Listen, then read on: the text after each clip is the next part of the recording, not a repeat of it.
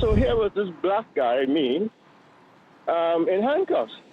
Very embarrassing. That's the voice of 81-year-old Selwyn Romilly on the phone, sharing his story about being mistakenly cuffed by Vancouver police on the English Bay seawall. Yeah, I walk around the seawall every morning, and around 9:45, a police car drove up towards me and stopped, and another one came back up, and the police officer started talking to me. Actually, he said there's someone matching my description that was reported to them as causing a disturbance or something. I can't remember.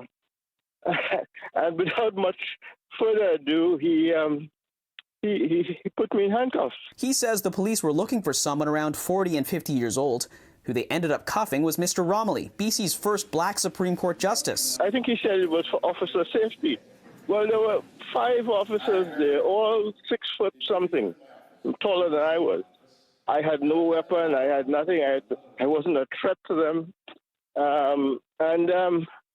At that time of the morning, Third Beach is packed with people.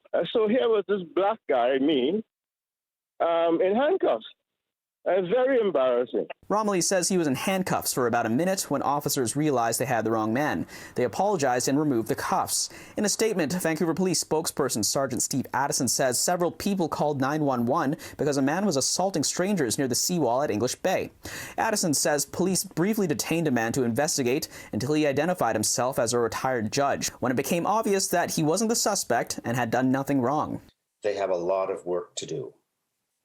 Number one, they have to clean house. The longer it takes to clean house, it shows you the further up the problems are.